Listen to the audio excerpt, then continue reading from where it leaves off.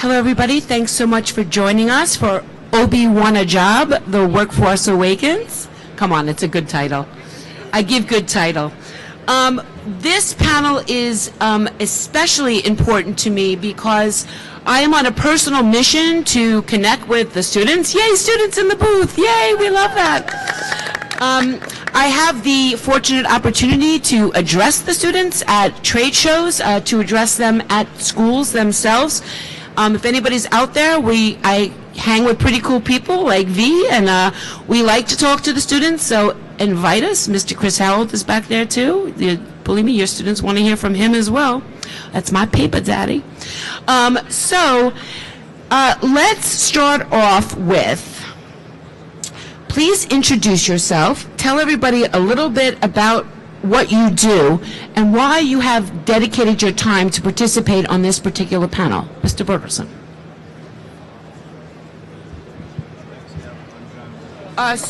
We have no mic. Tech guy. Mic check. 1, 2. Check. Is it on? It's on. Okay. All right. Oh, there we go. Thanks, Deb. I'm John Berthelsen. I'm currently the Vice President of Development for the Print and Graphic Scholarship Foundation.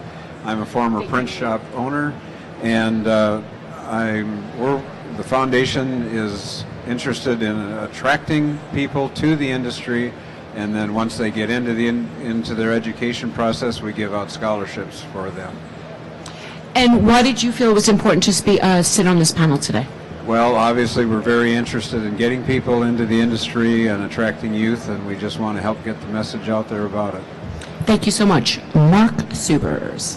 Thank you. My name is Mark Subers. I am the president of the printing, packaging, and publishing groups at NAPCO Media. So we have 15 brands corporately, and I oversee 5 of them. Why is this important to me? I think there's a real aging out of our industry, and I think it's, I've been in this industry my whole life. They kind of find you don't find it. It's kind of an interesting thing, but it's really important to bring youth into a whole new generation, because we talk about this a lot at cocktail parties, and you look around, there's a lot of white hair, including my own gray, that's coming in, and we do need a lot of young people to really help move this industry, this great industry forward that I love so much. V. Hello, I'm V. Carr, and I work for Domtar Paper Company, and I'm representing Domtar Blue Line, which is sort of the commercial print and graphic design side of Domtar. I'm Deborah's Peoples. And I actually did go to Clemson with her, so it's exciting to see some of the students from there. And this is so important to me because there are so many students who are coming into the workforce who don't necessarily understand paper and don't understand sort of the print on paper components. So that's sort of my mission, to kind of bring that into it. And that's about it. Thank you. Thank you. Jojo Gore. Hi, I'm Joanne Gore. I'm from Avanti, and I'm here for a few reasons. I am fortunate enough to participate in a summer company program out in Canada, and I'm one of the mentors of students who want to start their own summer jobs, and they're given grants by the government. And I've done it now for the last 3 or 4 years, and I just find it so inspirational to work with the students, and we learn from each other. And I think it's really important that today's students understand the value that sort of the more seasoned professionals can offer, and vice versa. We can learn so much from the way you communicate with each other and work together, and what tools and medias that you use. And I think together, sort of the old and the new can come up with the next level of where we need to go in this industry. But Joanne, I just want to add that you have kids in graphics programs, and yes, they've also received scholarships. Yes, actually, I have 3 children who are now in university, and my oldest son is at OCAD, which is the Ontario College of Art and Design, which in Canada is one of the top university programs for graphic design. And he has received scholarships from Explore for his work, and hopefully he will continue to receive them if he gets the right grades. But yeah, he's been great. He helps me out. He's been exposed to areas of the industry that he's fortunate to have me as mom, I guess, whether he likes to admit it or not. But he's learned a lot about print and digital, and also how to interact with business people. And I think that that's something that is lacking a little bit in today's educational system, that we don't really teach you how to write a proper email, or how to text and message and everything, but is it necessarily following business processes that are considered standard? And do we need to change those a little bit and migrate to something that's a hybrid approach? Thank you very much. Brian. Hi, Brian Regan. I'm the president of Centr International. We are a staffing company, both temporary and full-time, for people in the printing industry. I'm a born and raised printer. Brian, can you speak up a bit? I'm a born and raised printer. Is that good? Yes. My mother And owned I'm sorry, I think you should mention again that you're from a staffing company for the industry, in case anyone out there is looking for a job. That's what we do. My mother owned a printing company. She raised me in this company, my brother and I. We love this industry. The people we are today are from the values we learned by being part of this industry. And the reason why I'm here is I love it so much. I want people to learn about it because they hear things about the industry that are incorrect. And then by getting awareness out to them, to let them know, look, the industry evolved. It didn't drop. It is blossoming again, and lots of amazing things are happening, but that is hard to get out there. So the more we can get out there as people in the industry and share that and excite and motivate and bring people in and share the wisdoms that we have and the life lessons that we've gained and pass those down, I think that we can really make a difference. Thank you so much. And my good friend, Helene. Thanks, Deb. My name is Helene Smith. I'm a strategic communications expert in this industry, and I've been doing this for 25 or so years. So I've represented companies in this industry and talked to a lot of their customers, and of all kinds, types and sizes. So speaking to people who may end up at a supplier company or may end up at a printer, I think there's a lot we can say. One of the things, kind of following up on a couple of things that Brian and Joanne said, that I think is important for people entering this industry to know about is the passion people have in this industry. And Brian used the word love. This is like a family, and a lot of it, there's still a lot of feelings in this industry that comes from the art of graphics. And the love, I think, starts from that. People who are in this industry because they love graphics. So they're still fighting against this being a craft. They still want it to be a craft, and and make sure that the technology and the art are balanced. I think that's a beautiful thing that you get here. People still love it in that way, but we still want to progress. And like everybody said, we need you guys for that. We have some ideas on how you could do it too. And just one more thing, I think also that following up on what Joanne said about colleges that have co-op programs and real-life programs in terms of interacting with business people is critical, because what we see sometimes is scary, I'm sure, and I don't see a lot of it. So thanks. Thank you so much. Oh, you guys, I'm here for Orific. Yeah. I just talked about me. Orific is an incredible company that has instant quotes. I'm not going to sell them to you, but I'm going to tell you they're an incredible Swedish client of ours, and we're just really pleased to be representing them here. So I'm going to tell you what they think about this as well, and they agree with me anyway. Thank you so much. I appreciate it. And yay, horrific, my friends from Sweden. Skål! Okay, so V, I actually want to start with you on this question. This came up a couple of times at Print Chat, and Print Chatter Scott Eganhouse wants to know, and this is odd that I'm starting with you, but you'll understand. The print industry is mostly white, mostly male. Shocking. And what can the industry do to attract a diverse workforce, and why is this important? Wow. No pressure. Well, it's No time to pressure represent. at all. No. Okay, well, I'll start with younger before I start with diverse. I think younger is a big thing because as the resident millennial, Boy, you're ticking a lot of boxes I on know, my panel. right? I've ticked every box. Do I get like a government subsidy or something? hot mess. Hot mess, recorded for life. Remember Hello. that? You said? Yes, I know. Yeah, okay.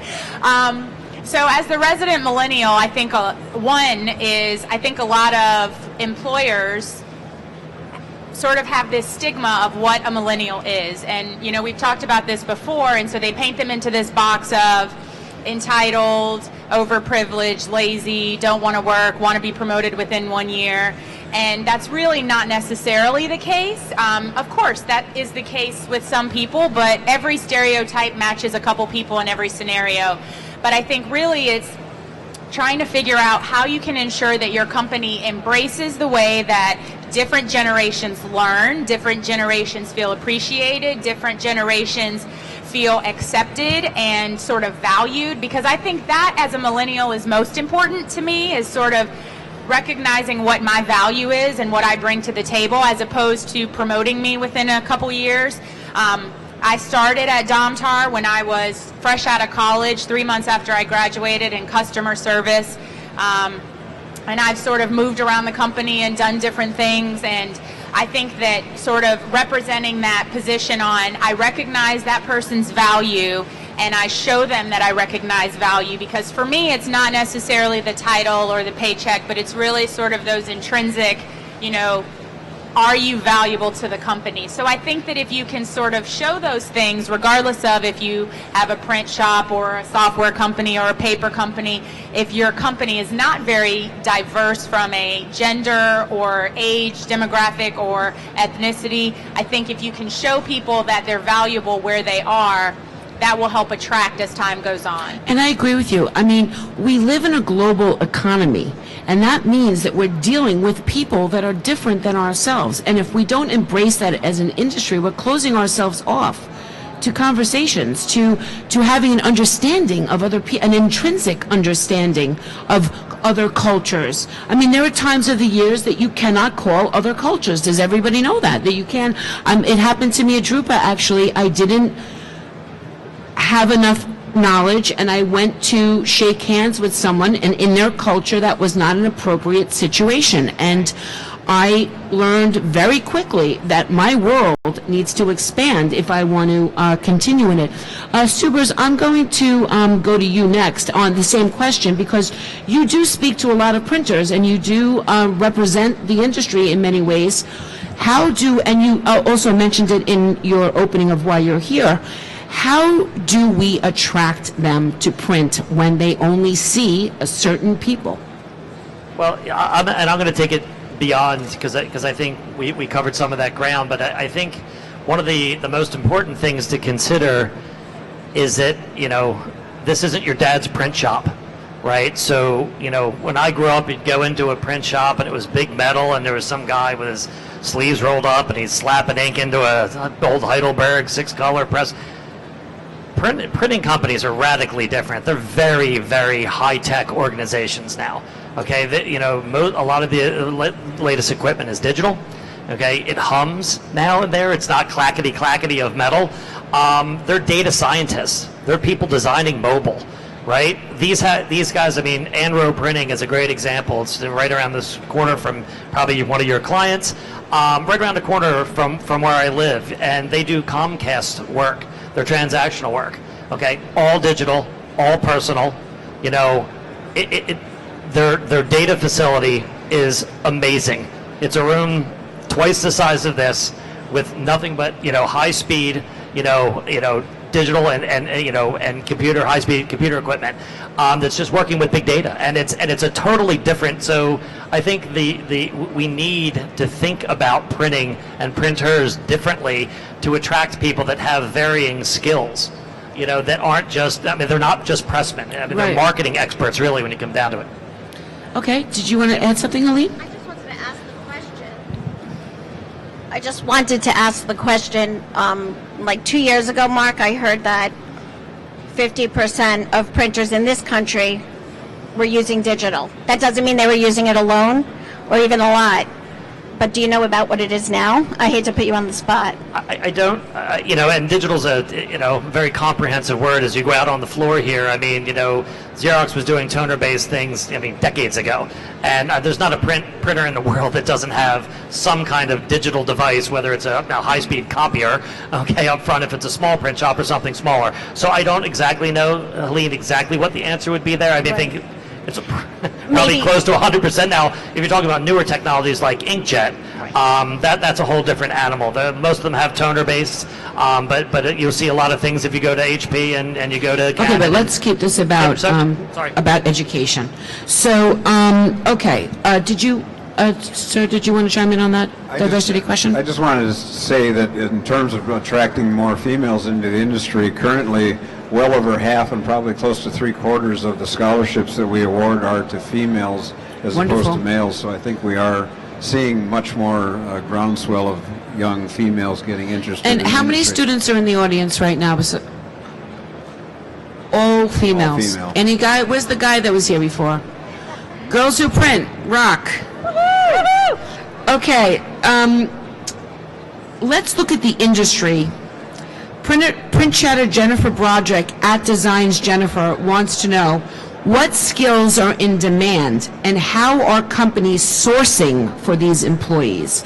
So, Brian, let's start with you since you're the sourcer, but then I am interested in what everybody is looking for. And then, Mr. Bergerson, I do have a question specifically for you after that. Okay. The question is, how are they sourcing them? What are the skills that are in demand, and how are companies sourcing them? Because they're obviously wanting to find jobs. They're wanting to understand where to look for those listings. Well, besides Centr International, of course. Understanding the industry is important. A lot of programs are not necessarily geared towards understanding printing itself. It touches upon, I think, as Mark talked a little bit about with social media, understanding data, understanding the different elements of marketing, but when it comes down to understanding the process of printing itself, how that impacts the world, and where do you utilize those types of things, I think that those are areas that is ripe for people to learn about, because it makes you unique, because not a lot of people are spending a lot of time learning about that. And if your job is to find a job, you want to be valuable. You want to bring something to the table. Everyone's learning about social media. Everyone's learning about being a designer. But how does that impact things? And companies are looking for people for a broader perspective on it, on what their skill sets are, not just narrowed in one perspective, but to have a very broad perspective, to understand the different outputs, to understand the values of each of those outputs. So those are key areas. Also, as we change as people, I mean, some of the skill sets that were important before are no longer important. For example, having all of the information in the world inside of your own head is no longer needed, but how you learn and access that information is a skill set that's extraordinarily valuable, because all of us become lifelong learners or something along those lines in our careers. So to be able to continually access information and parse the information that's found online to find specifics, those types of skill sets are important because it makes you extraordinarily invaluable to the companies. In regards to how they source them,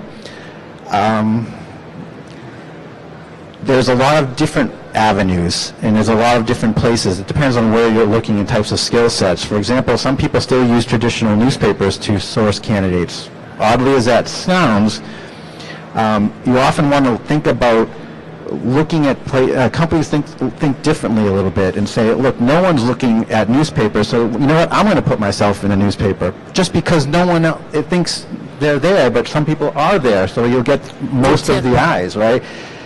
The other side is it's targeted marketing, utilizing, if companies were actually recruited the way they market, you would be surprised at the difference. But most companies don't engage their marketing department when they're building their recruitment strategies, which I find fascinating, because I absolutely do that because it's the most important thing. So all the tool sets that we use to market our company, we utilize to market our recruitment strategies, from social media, job boards, the way our XML feeds work into various types of sources like Indeed and things along those lines, having a marketing presence. For us as a staffing company, remember, what we produce are skilled people. So we utilize LinkedIn heavily and things along those lines, but we also network, we also write content, and we print content, and so every channel that we could possibly find, we're involved in. Okay, we'll go to Avanti, and then I'd like to know about Arific and also Domtar. I just wanted to add to something you said. You sort of glossed over the word LinkedIn, and I find it interesting when I ask how many students are on LinkedIn, and again, I'm in their presence quite frequently. Not enough time and energy is spent, in my opinion, of students or recent graduates marketing themselves on platforms such as LinkedIn or other social media platforms, and it's really truly important to know where the recruiters and the employers are looking for their future workforce, and for them, a lot of them go to LinkedIn. So it's really important that you understand where the different companies are looking, as well as how to create the right profiles, and just remember the one, if I don't say anything else on this panel, anything you put out there lives forever. So please be careful. Have a professional profile, have a personal profile. If you wouldn't let your mom see what you're posting, don't post it. Thanks, Joe. Helene, what types of skills is Arific looking for? So Arific wanted me to make sure you guys knew that, ladies and gentlemen, that they think that there's still a need, as I was saying earlier, for people who are talented in graphic arts, but also programming. And part of that comes from the fact that what they do, and really what you do in any discipline, involves a lot of database work. And at least having the knowledge of it, you don't have to necessarily do it yourself. Eventually you'll be an administrator, an executive. You need to have the knowledge of it in order to understand how all the pieces fit together. They also felt that, and this is something that speaks to Deb's heart, I know, that printers and designers and buyers don't spend enough time living in each other's worlds. They feel that's really important, that they need to really spend time together. And we, you know, it's erratic in the industry. Some companies that I've worked with over time have sent their people to the States to understand this market for 6 months at a time, and then they go back and then there's no disconnect anymore. So it really works. I don't know if you have that kind of time on your hands, but it makes a lot of sense to live together, if you will. Thanks so much. Now, you're the director of marketing at Domtar Blue Line, excuse me. So when you're staffing up, what are the new opportunities in your world? So Domtar is a major corporation, so there's always opportunities at Domtar. I would say that for the most part, their inside sales is where a lot of people start, or customer service, which sometimes people view that as a negative, but that's where I started. I actually started with Weyerhaeuser many years ago, and everyone started at Weyerhaeuser as a temp. So I started at Weyerhaeuser as a temp in customer service, and you know, they decide, do they like you or not? And you know, luckily they liked me. Yeah, aren't you glad they liked me? I'm so glad they liked you. But we also have full IT, and so Mark talked about that whole concept of being sort of these data people who do web development or programming, IT services, different things like that. HR is a really big one. And HR is not sort of, you know, payroll like the old world of HR, but there's so many things in HR. So just within our HR, we have talent services, which can be very creative and very interactive. We do printing, we do trade shows, we do open houses at colleges and different event fairs. And then there's this whole world of analytics. So the woman from Xerox, I was paying attention, she said that Shelley Sweeney. Yes, Shelley Sweeney from Xerox. She was talking about how it's not so much to say that you have social media anymore, that you've got this website and you track these certain things, but it's really about the analytics behind it, and it's really digging into the data and understanding who's looking at what you're looking at. And I think that's something that this new generation can really bring, because one, they're well versed in all of the social channels and where people are and what they're doing and how they're viewing data. and they can bring in their expertise about being sort of a chronic user to really being a value-added component on that side to help analyze it. And then I was just thinking about the printers. I work for a paper company, so we do a lot of print.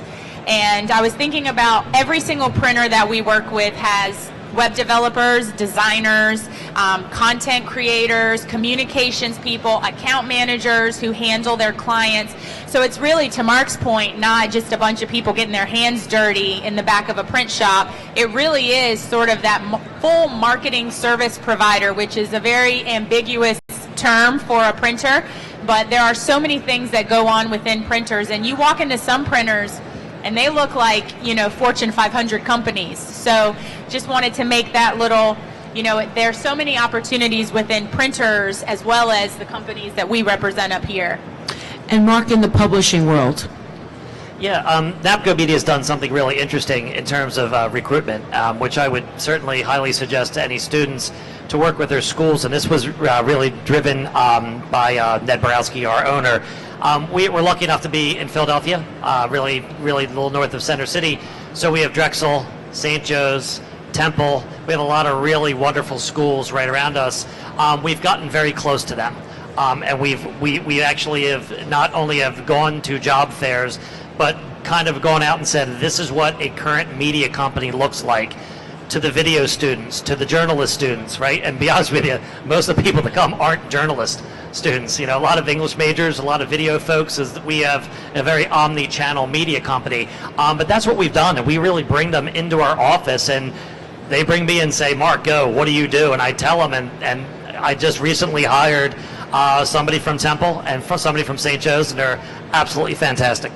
And that was all through that program. Thank you so much. Yep. John, this is for you. The graphic communication programs in colleges seem to be closing down. Is it a lack of interest from students, a lack of support from the industry, a combination of both, or something else? And the bigger question is, are they worth saving, and how can we help if they are? That's a great question, Deb, and it is a combination of all the factors. It's very important for colleges to have the support of the industry in their area. It's very important, I was just having a conversation earlier this morning, it's very important for colleges to create partnerships and relationships with industry providers or the vendors in the industry. We found that schools that have strong relationships with the vendor community have stronger programs than those that don't establish that kind of relationship. Obviously, it's important to have students that come into the program, and if they're not attracting students to the program, they're going to have a struggle in maintaining, and the administrations of schools often look at the programs and they measure them, quite frankly, by how many students they have and whether they're maintaining their student population and whether they're keeping their curriculum up to date. And unfortunately, a lot of school administrations do not look at our industry kindly. They don't hear from industry companies telling them that they need graduates, that they need people coming out of the program, and that they support the program. And then an administration announces that they're going to close down a program, and that, which is basically too late, is when they start to hear from the graphic arts community or the companies about supporting it, and it's really a little bit too late. The other thing that's happening quite often, especially in the secondary, but even in technical schools and post-secondary, when an instructor retires, the school board or the administration looks at it and they say, gee, we don't want to go to the effort to find a new instructor, we're just going to shut the program down, it's capital intensive, we don't want to have to deal with it, and we'll get rid of it. So these are all things that the industry really needs to be aware of and can't sit on their hands and ignore. And it takes more than just one or two associations or someone. Everyone thinks someone else will take care of it. That's not how it works. We all have to be involved in it and support these programs because they are going away, and I don't think we can afford that as an industry. Thank you very much. Okay, I do have some more questions, but we have a bunch of students in the audience, so I'm going to put them in the spot and make them ask questions. Do you have a question? You're on the spot. You could think of one. You guys have questions? I told you we're going to have to, so who has a question? Right and bushy tail.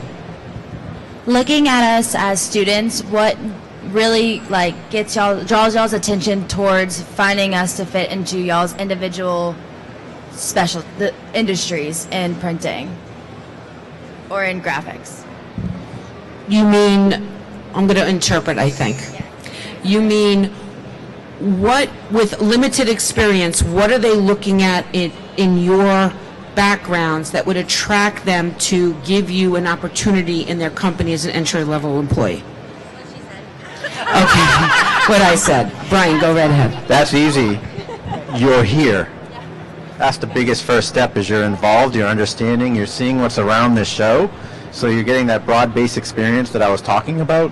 That matters, right? When you have a line of students graduating and you all make a step forward and everyone stays one step back, you've just stood out, right? So that matters. So just by being here and being involved is a big step. Helene, do you want to add to that? And then we'll go down. I want to say in general, being willing to do everything when you go into a company, because every company today has everybody wearing too many hats. I'm going to say 80% of them, right? So go in, jump in, be willing to do everything. Don't be afraid of making mistakes. If you have a boss who is angry about that, you're better off getting out of there. And I'm a big believer in walking out. If it's not right, move on, because somebody will appreciate you going for it. Sorry. Did you get verklempt? Were you verklempt, or was there a gnat or something? Okay. Ooh. So two comments I want to make, and one that I forgot to say before. So at Avanti, we are actually very proud to hire a lot of graduating students from the Ryerson GCM program. I don't know if there's any Ryerson students here this year, but we have many. In fact, our manager of product development, director of product development, was a graduate, came straight out of Ryerson over 10 years ago. He's still with the company and has moved up with the company. And so we truly are huge supporters. I do sit on the board of Explore, which focuses on customer communications industry. Hi, Skip. And we award a lot of scholarships, and we actually have a Ryerson chapter, and there's another chapter, and I'm sorry, Skip, I forget which other university just joined. Cal Poly, who's just sitting right joined here, by as the way. well. So thank you, Cal Poly. So to everybody's point, yes, you know, I am proud to work for a company that truly does embrace students from the program. To Helene's point, yes, you've got to do whatever it takes, and yes, you have to also be true to yourself and to your own values and morals. And I learned that very early on in my career as well.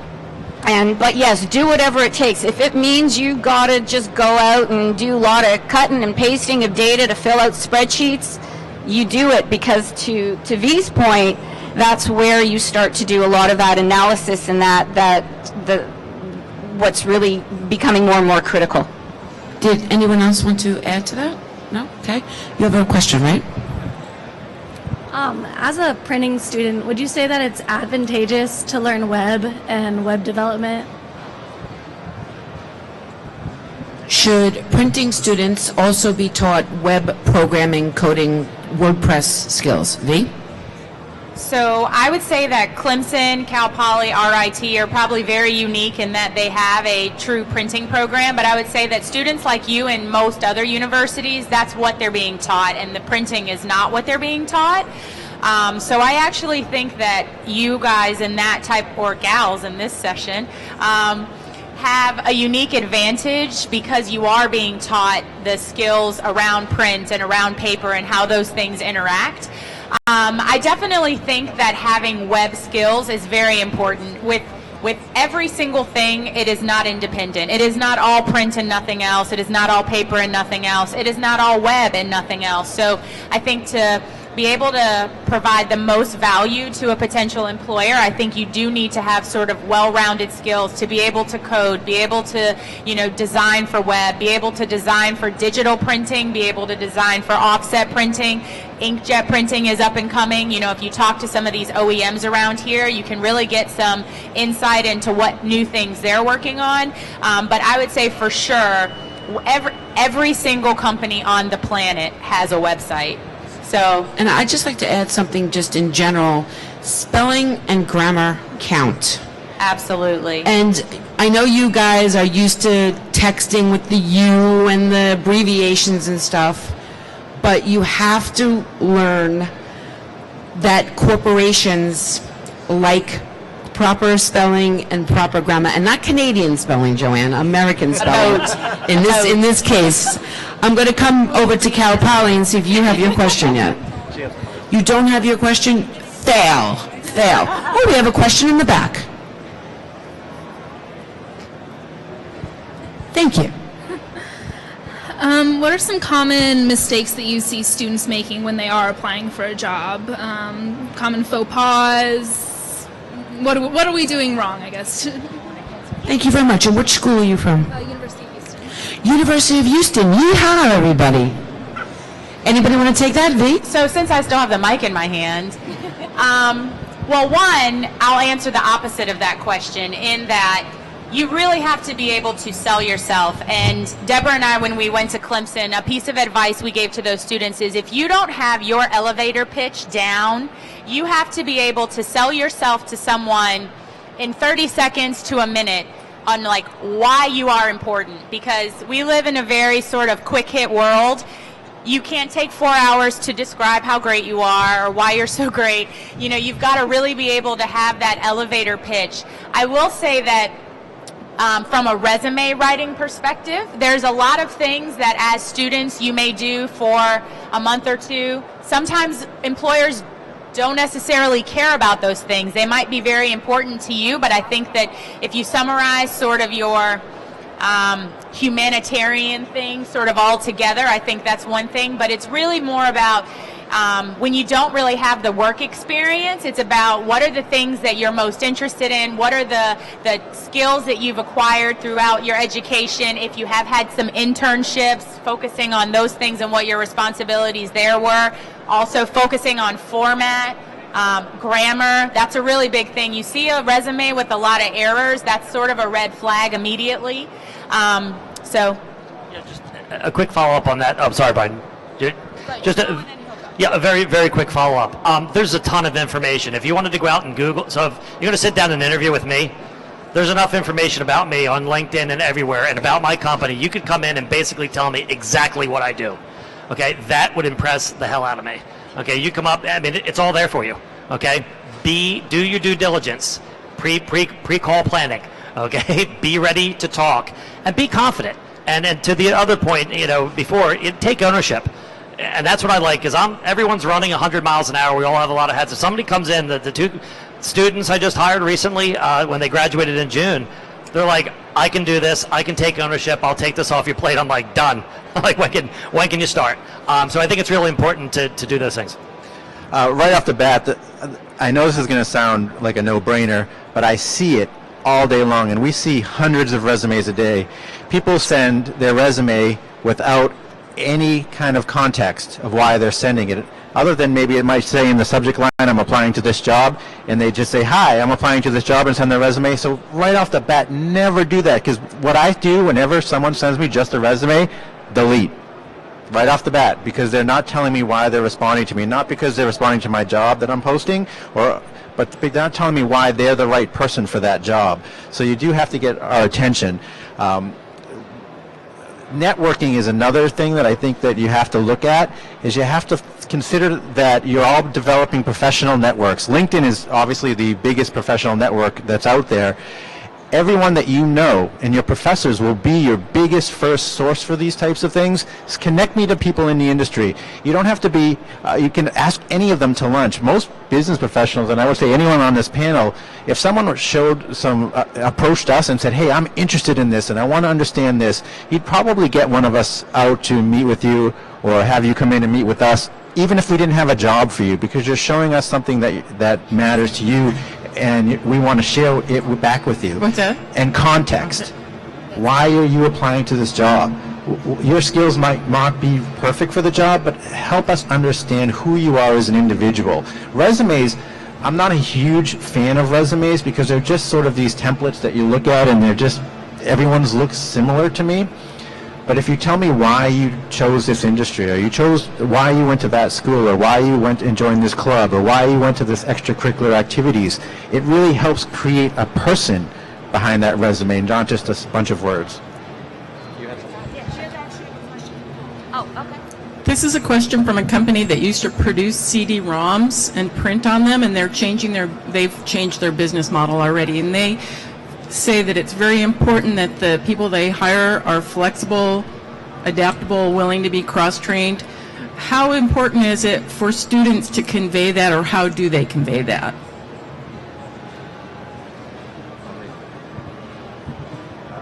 How do they convey being flexible? Or learn quickly. They said, how do we identify someone who's flexible and willing and able to be cross-trained or embrace change?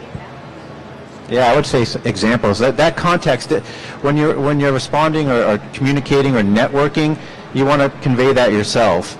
I'm not sure that we'd see that if you sent us just a basic resume or something like that, but you want to maybe, if you're looking at the job or posting or the type of organization we are, to Mark's point, if that's something that we value or we pride ourselves in, our workforce is the most flexible workforce ever, and we're willing to do this, and everyone loves to be cross-trained, then speak about that. Why does your background matter, and what are some of the examples of you doing that?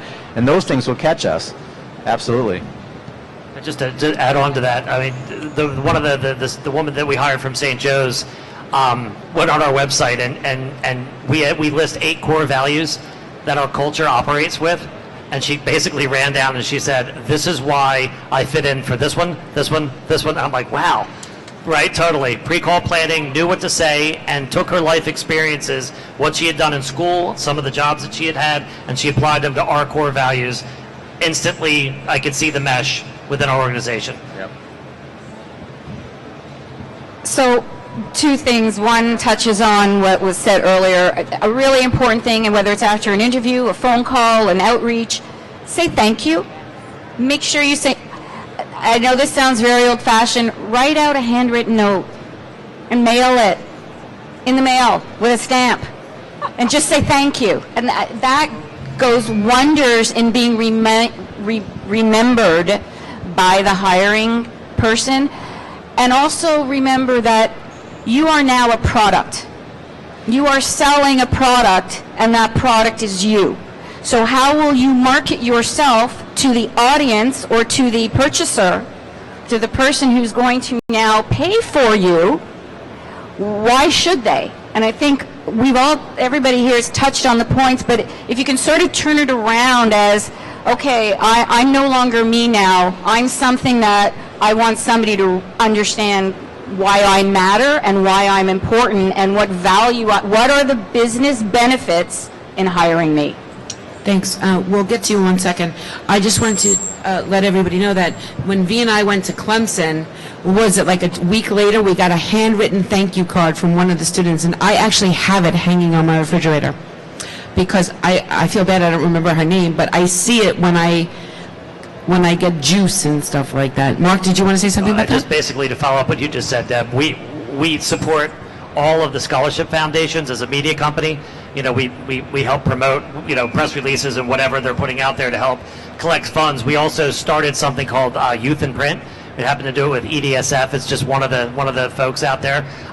They approached us. I actually sit on the board, but we get to the point. 2 of the recipients that for the awards that are actually going to be here at Graff this year. 2 of them sent me. One typed it up, which was nice. Then somebody wrote me a handwritten note, and it's fantastic. I told our editor-in-chief for Printing Impressions, I'm like, I want you to scan this, and I want to write an article about this is the way it should be done and about the program itself. So that goes, to Joanne's point, goes a really, really long way.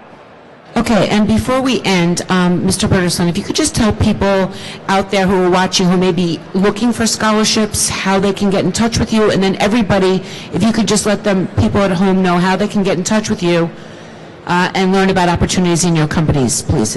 Okay, it's very simple. For more information on PGSF, go to pgsf.org, and all the information on the organization and or applying for scholarships will be found there. Thank you so much for joining us today, Mark.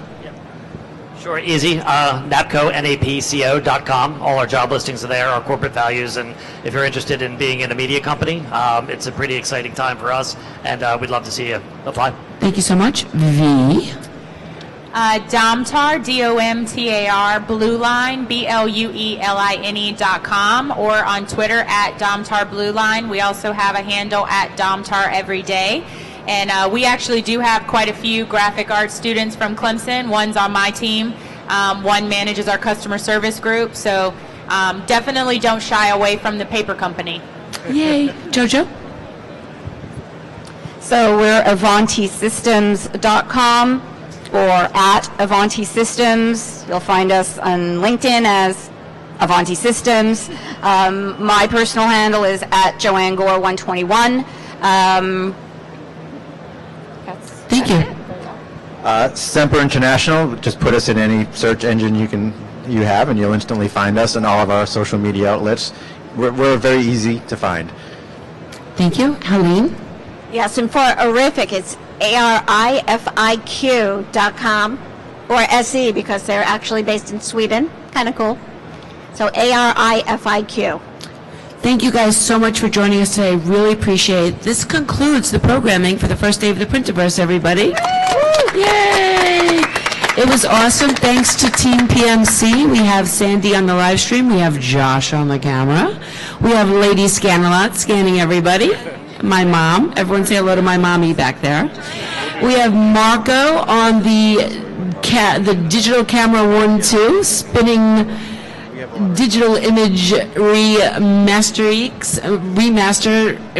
something, I don't know, and it's late. I'm going to get some coffee. Thanks, everybody. Thank you. See you tomorrow. And by the way, people were asking, after the event, we will be posting all of these videos on YouTube, so just go to YouTube, printmediacenter.com, or find printmediacenter.com, and you'll find all of our social channels. Thanks, everybody. Bye.